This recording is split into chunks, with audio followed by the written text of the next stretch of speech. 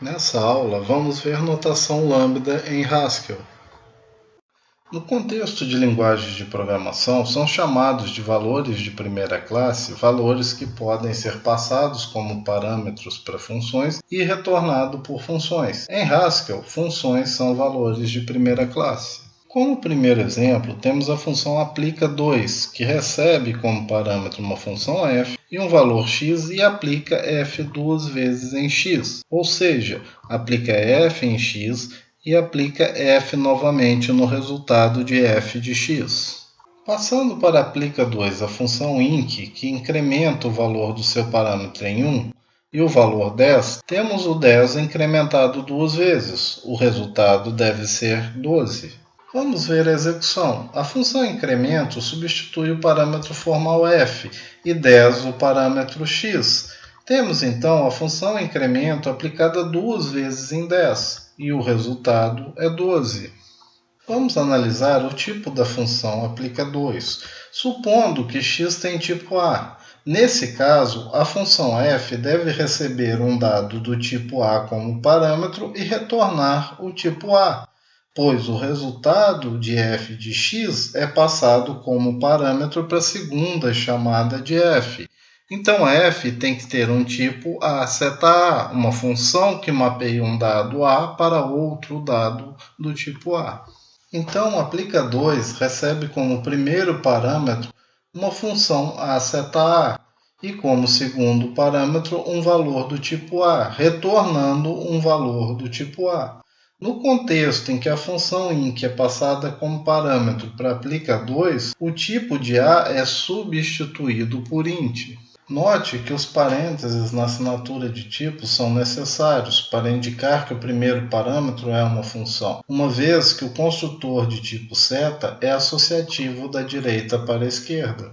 No exemplo anterior, eu criei uma função incremento apenas para passar como parâmetro para a função aplica2. Mas, se a minha intenção é usar a função apenas nessa situação, posso criar na própria chamada, de forma anônima, usando a notação lambda.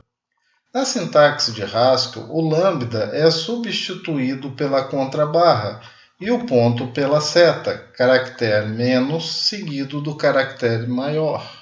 Outra alternativa é aplicar parcialmente o operador de adição, passando apenas o 1 como seu primeiro argumento. Podemos pensar no operador de adição como uma função lambda, com dois parâmetros. Se aplicarmos a função apenas um parâmetro, teremos como resultado uma função que recebe o segundo argumento e soma esse argumento a 1, similar ao que a função incremento faz.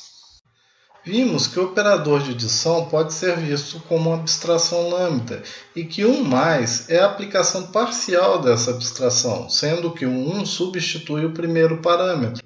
Mas se fizermos mais 1, nesse caso, o segundo parâmetro é que será substituído por 1. Mas como em cálculo lambda sempre temos que substituir o parâmetro mais à esquerda, mais 1 é interpretado como aplicação da função flip no operador mais, e a função resultante é aplicada em 1. A função flip é um combinador que tem como objetivo inverter a ordem de aplicação dos dois primeiros parâmetros de uma função passada como parâmetro. Vamos ver o que ocorre quando aplicamos flip ao operador de adição. O f será substituído pela abstração que representa a adição. A variável b da função flip substitui x. A variável a da função flip substitui y, tornando esses parênteses desnecessários. Aplicando a função resultante em 1, temos a função incremento.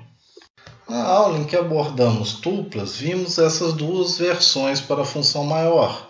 A primeira recebe dois parâmetros e retorna o maior deles. Essa versão, como tem dois parâmetros, é currificada, ou seja, podemos aplicar os parâmetros parcialmente.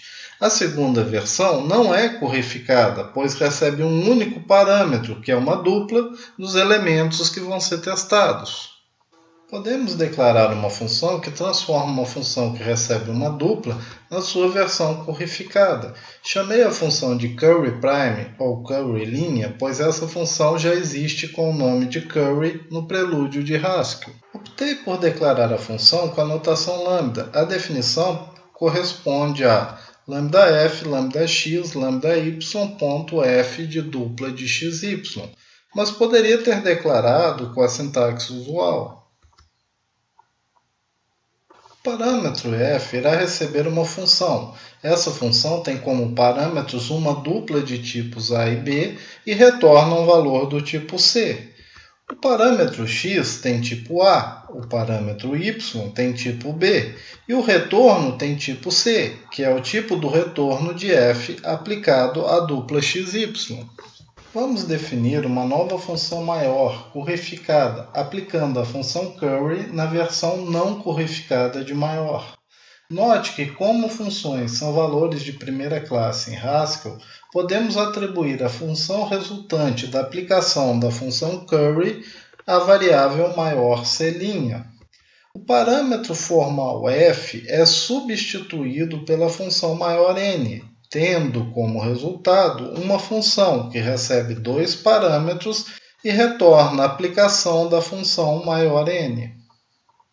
Vamos agora executar as definições que vimos nos slides no interpretador. Eu já digitei essas definições e salvei num arquivo chamado aula8.hs. Vamos ao interpretador.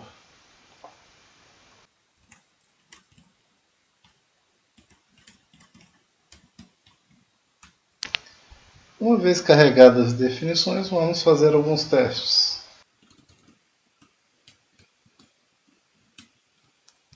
Aplicar a divisão por 2 duas vezes ao valor 16. Temos como resultado 4.0.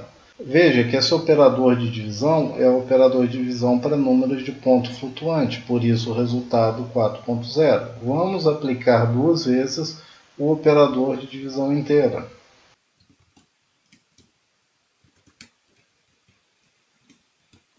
Vejam que tive que usar a função flip, pois quero passar o 2 como segundo argumento para o operador div. Vamos testar a função maior currificada. A função maior não currificada. Nesse caso, tenho que passar uma dupla com os valores. Se eu tentar chamar a função não currificada sem construir a dupla, vou ter um erro de tipos. Agora vamos chamar a função curry para currificar essa função maior n.